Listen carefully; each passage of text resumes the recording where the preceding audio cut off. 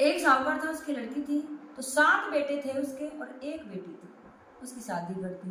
पहला करवा चौथ का व्रत पड़ा तो अपने मायके में, तो मायके में बढ़ती थी। उसका भाई जो थे उसे इतना प्रेम करते थे कि उसके बिन कभी खाना नहीं खाते थे। अब काम पे से भाई आए बाहर से, भाई बोले कि माँ खाना लगा दी, तो माँ ने 7 थाली लगा दी, लेकिन 8वीं थाली नहीं लगाई। बोले कि हमारी बहन की खाना क्यों नहीं लगाया थाली? तो आज बेटा आपको व्रत रही है, करवा चौथ है, तो अपने पति की लंबी आयु के लिए व्रत रहते हैं, तो इसलिए वो व्रत रही है। कि व्रत रही है कि हाँ, तो खाने की तो दूर, वो पानी भी नहीं पी। कहा हमारी बहन तो मर जाएगी शाम तक, ये तो बहुत बड़ा वो, रोटी कब खाएगी, कब चांद निकल आएगा तब। तो वो बेचारे, हम भी नहीं खा रहे, थाली रख देना, उन्होंने भी रोटी नहीं खाई। थोड़ी देर में वो बेहोश होने लगी लड़की, तो उन्होंने कहा हमारी बहन तो शाम तक तो इसका तो भूलेगा काम, तो ऐसा करते हैं, देख भाई चल बाहर आए, तो तू तो बट के पेड़ पे चढ़ जाना और छल्ली दिखा देना, मैं नीचे से आग जला दूंगा और तू दौड़ के कहना कि भाई चल। उन्होंने ऐसा ही किया। एक भाई बट पे चढ़ गया छल्ली लेके, दूसरे भाई ने आग जला दी और तीसरा भाई दौड़ के गया, बहन चल चांद निकल आया। अब उसने लोटा जल का लिया और चल दी चांद को। चल भाभियों से बोली चलो भाभी आप भी चलो, चांद को रख निकल आया रख देने। तो वो बोली कि ननद जी अभी आप ही का चांद निकला है, हमारा नहीं निकला, आप रख दे आओ। अब उसने अर्घ दिया, अब तो अर्घ दे के माँ से बोले खाना लगा दे, खाना लगा दिया। पहला नेवाला खाती है, ठीक होती है, दूसरा नेवाला मुंह में देती है, उसमें बाल निकलता है, तीसरा जैसी नेवाला मुंह की तरफ करती है ससुराल पक्ष से, और एक दूत आता है कि आपके पति बीमार है और जल्दी से चलो। तो उसकी माँ कहती है बेटी जब दामाद की तबीयत खराब है तो आपको जाना चाहिए, तो वो चल देती है। जब माँ बेटी घर से विदा होती है तो माँ कुछ ना कुछ उपहार देती है, तो वो दौड़ के गई, बक्सा खोल के साड़ी निकाल ली अपनी बेटी के लिए। साड़ी लेने के लिए जैसी जाती है, बक्सा खोलती है तो सफ़ेद साड़ी हाथ में आती है, तो माँ की छाती एकदम से धक कर जाती है कि सफ़ेद साड़ी क्यों निकल रही है।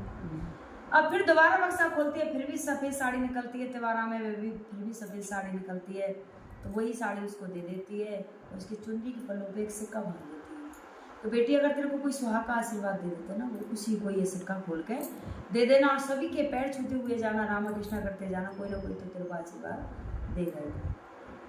अब वो सबसे ऐसे ही करती, रामा कृष्णा करती जाती है, लेकिन कोई भी उसको आशीष नहीं देता। जब वो अपने घर पहुँच जाती है, वाड़ने पर ननद खड़ी होती है, ननद तो ननद ही होती है, तो उसको कहती है, उसके पैर छूती है तो 100 पुत्रों की माँ बनी, आशीर्वाद देती है उसको। अब वो चुनरी के पल्ले में जो सिक्का था वो उसको दे देती है। अब 100 पुत्रों की माँ कहाँ से बने, उसका पति तो काल प्रभात हो गया, वो तो मरा पड़ा है वहाँ। अब तो वहाँ सारे रो रहे हैं, पीट रहे हैं, वो देख के वो भी पछाड़ खा के गिर जाती है। अब देखती है, अब सारे बोलेगा अब ये भी आ गई, चलो जल्दी अब इसे ले चलो।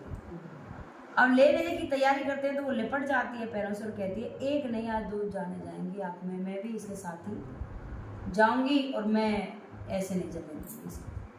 अब तो ज़्यादा वो रोदन करती है, तो वो बोले ऐसा करो, जब क्या फ़ायदा, एक तो ये तो मिलते ही मर ही गया है और इसके साथ में अगर इसको भी हम जलाएंगे तो हमसे हत्या लगेगी, तो इसी तरह से इसको छोड़ दो और कुछ दिन बाद बदबू होगी, अपने आप कह देगी कि भाई ऐसे। तो जो सबसे अंदर वाला कमरा था उसकी सास उसको दे देती है और वहीं अपने पति को एक आसन लगाती है ज़मीन में और वहीं लिटा देती है और उसी दिन से व्रत करना स्टार्ट कर देती है। धीरे धीरे समय व्यतीत होता है, करवा चौथ आती है 12 महीने बाद। तो एक औरत सिर पे और करवे रख के आवाज़ लगाती है गली में, करवे ले लो, करवे करवे ले लो, करवे आवाज़ लगाती हुई जाती है।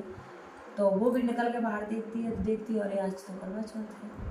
तो सभी माता बहनें नहा रही हैं, धो रही हैं, सोलह श्रृंगार कर रही हैं, उसका भी मन अधीर होता है। और अधीर होने के बाद कहती है कि भाई 2 मिनट माता मेरे को भी करवा दे दो। तेरे को करवा कहाँ से दे दूँ, तू तो वही है 7 भाइयों की प्यारी बहन अदबर खानी और तेरा तो सुहाग चला गया, तूने तो व्रत भी नहीं किया था। अब तूने व्रत नहीं किया तो मैं तेरे को सुहाग कहाँ से दे दूँ।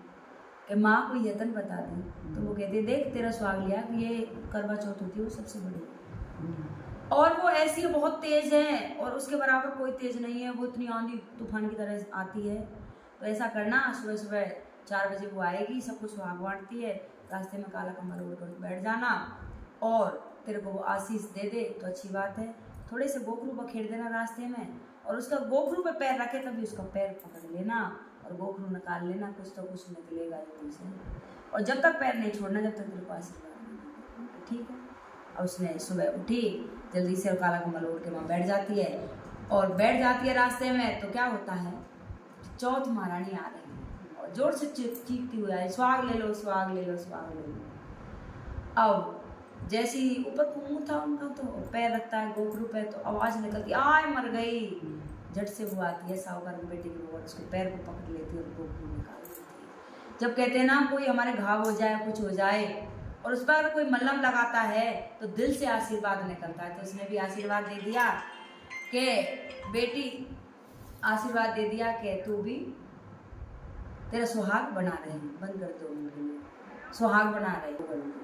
अब तो दिल से आवाज निकली कि तेरा सुहाग अमर रहे, बोल चौथ महारानी की जय।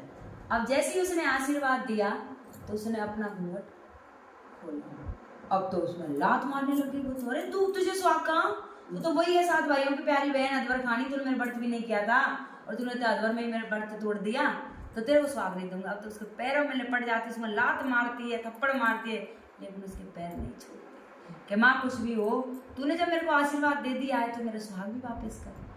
तो बन के देख, तूने मेरे को छला बहुत, चल अब तेरे सुहाग वापस करके आती हूँ। घर आई और उसने देखा उसका पति काल प्राप्त पड़ा, उसके सिर पे हाथ घुमाया, वो खड़ा हो गया। चौथ महारानी अंतर्ध्यान हो गई। अब तो वो उसका जो आदमी था वो लगा, मेरे को तो बड़ी नींद आई, पता नहीं क्या हो गया था, कोई बात नहीं, हाँ नींद आई थी, आप नहा लो धो लो, मैं भी नहा लूँ, आज करवा चौथ है, व्रत करेंगे।